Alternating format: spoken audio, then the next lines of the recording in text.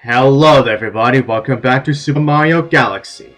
This cutscene that you're watching right now. It's what you get after you beat the final Bowser, after you find the final Bowser battle, after you obtain the 120 stars. You see Rosalina along with a couple of Lumas. On top of the same pedestal thing that we first encountered her. Thank you. Oh, she actually says that. I will watch over you from beyond the stars. We will see. We will see you again, Rosalina. There is definitely no doubt about that. Yeah, this is definitely not the last time that we're gonna be seeing you, like, at all. But anyway. Fly, Rosalina, fly! And we're gonna use your Observatory.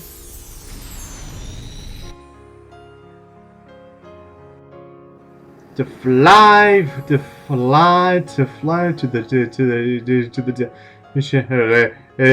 depths of the universe.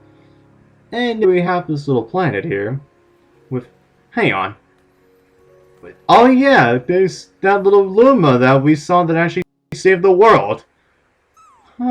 So this is where it went. Interesting. And now we got this. Yeah, Super Luigi Galaxy is what he says. Yeah, it says that you can now play as Luigi. Yep, this is what I've been hiding from you guys ever since the very beginning. For a very long time. Yeah, after you beat the game with 120 stars as Mario, you can now play the game as Luigi now. Now, I'll save that for once we actually get ourselves started with Luigi. Yeah, that's the exact very thing that I've been hyping up for, like, in this game for a very long time. Yeah. Yeah, we will be starting our adventure with Luigi, like, as soon as we're done with a few more things. Well, the first thing is that, like, if there are any more maps so that we can, or any more galaxies that we can go to. Let's see. Yeah, no, doesn't look like there is right now. Well, I guess there's only one major thing that we can do for Mario. You remember the storybook that we told about that we kept getting these pet chapters of? Well, how about we read the storybook. Let us begin. Yeah, let us begin indeed. The very long story now. Chapter 1, the Celestial Duo. Yes, indeed.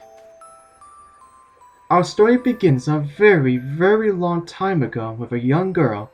One day, this girl spotted a rusted spaceship hauling a small star child. What's your name? Are you lost? The girl asked the star child. I'm Luma, and I'm waiting for Mama. She's coming for me from a comet, said the star child, who had been waiting day and night. I see. Don't worry, I'll wait for you, the little girl promised Luma. At nightfall, the little girl borrowed her father's telescope and peered into the sky. She looked and looked, but she saw nothing. Hours turned into days, and then years, but still the sky revealed nothing. Finally, the little girl sighed and said to the Luma, "If we stay here looking much longer, I'll be an old lady soon." But then, she had an idea. Why don't we go out there and find your mother ourselves? The girl and Luma fixed up the rusty spaceship, and then the two set sail into the starry sky. And this is how the search for the Celestial Mother began. Yep, it certainly was. Chapter 2, Starbits. Now we're getting the story of Starbits now. Days passed with no sign of the comet, or even a single planet. Instead, asteroids extended for as far as the eye could see. If I had known this was going to take this long, I would have packed more jam, said the little girl above the rumble of her belly. Now look at all that fruit that she's thinking of. Before they left, she had packed all the essentials. Telescope, butterfly net, stuffed bunny, bread, milk, jam, and apricot-flavored tea. But what? I forgot to bring water! At this, Luma burst into gales and laughter, and the girl began to pout. As long as I have star bits, I'll be fine, said Luma. Want some? The little girl couldn't stay mad after hearing this. Again. The Luma continued to laugh, and the girl couldn't help but join in. Alright, maybe just a nibble. Alright. Learning far out in the space, the pair began to collect star bits with the girl's net. They almost fell out a few times, but they kept on collecting. The star bits tasted like honey. Yeah, apparently they actually do taste like honey. Chapter 3. The Comet. You mean the same one that the Lumas' mother read? A beginning of light peers through the ship's window, thinking it was the morning sun. The girl peered through the window, only to find a turquoise blue comet shimmering at her. The little girl shook the sleeping Luma awake and shouted excitedly, we have to get to that comet! There they are.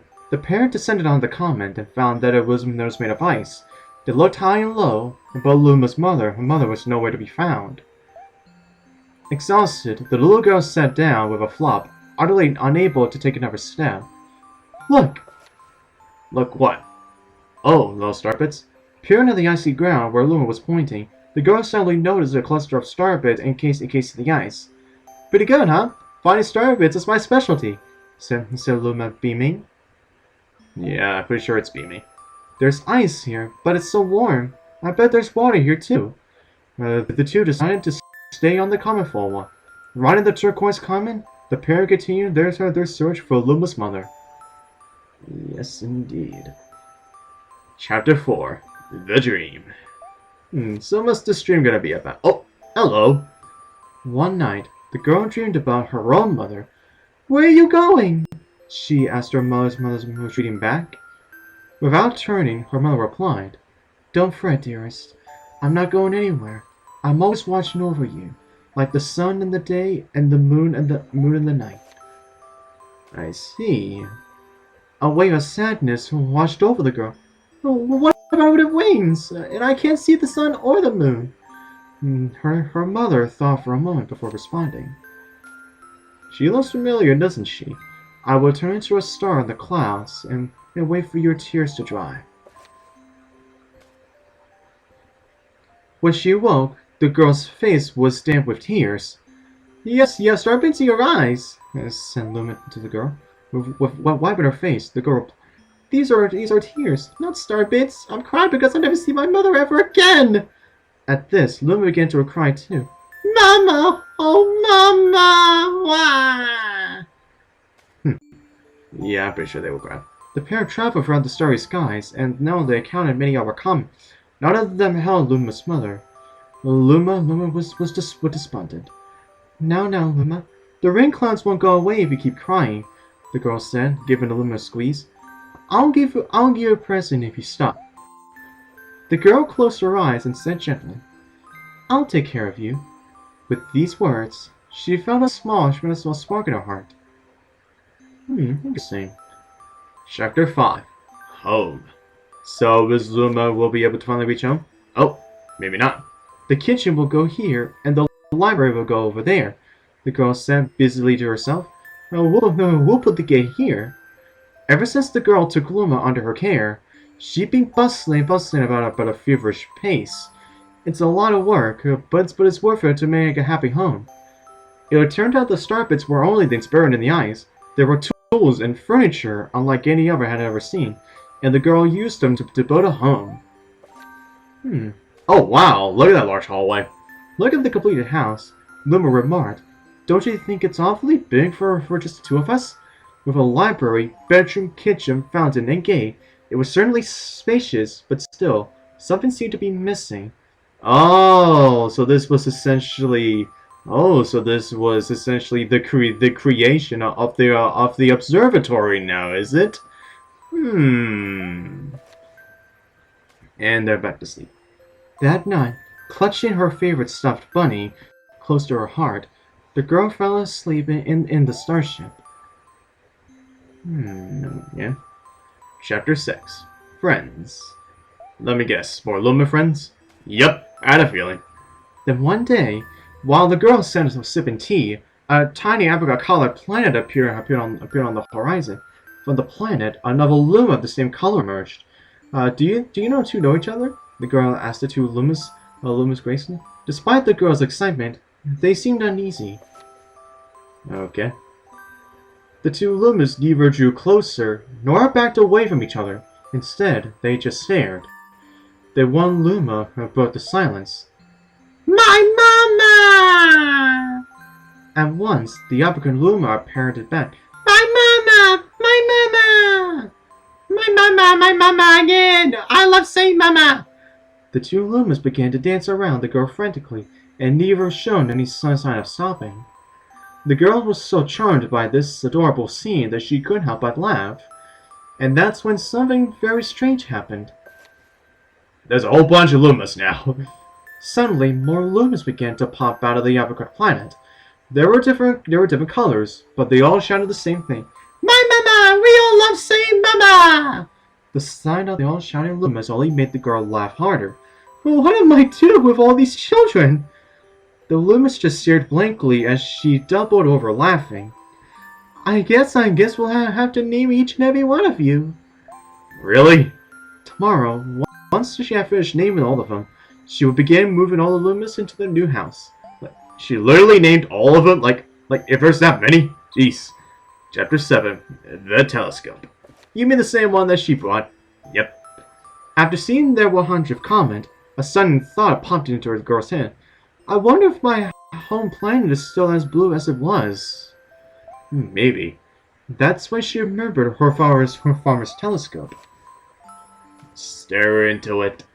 Peek into the telescope, a tiny blue dot floated into sight. It was smaller than a starbit. How strange. It's so far away, but it feels so close. So this is your home planet? She twisted the knob of the telescope, and the blue dot grew until she could make it out a grassy hill dotted with flowers. It seemed like her very familiar to her. Zooming even closer, a terrace on the hill came into view. I used to go stargazing there when I lived on my home planet. Terrence, huh? Sounds familiar, too. She remembered rubbing the sleep out of her eyes as she followed her father up that hill to look at the star. So this was her father, huh? She remembered how she and her brother would sled down the hill. Oh, she also used to have a brother? Huh. She remembered having picnics with her mother on that hill on bright and windy days. And she begins crying. I want to go home! I want to go home now!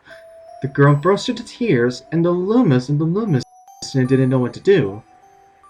I want to go home! I want to go back to my house by the hill!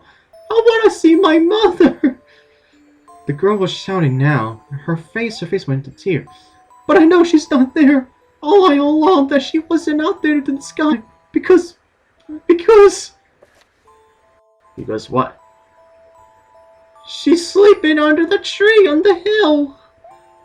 The girl's cries echoed through the stars, and a hush fell over the area. What do you mean by under the tree? Chapter 8, The Wish.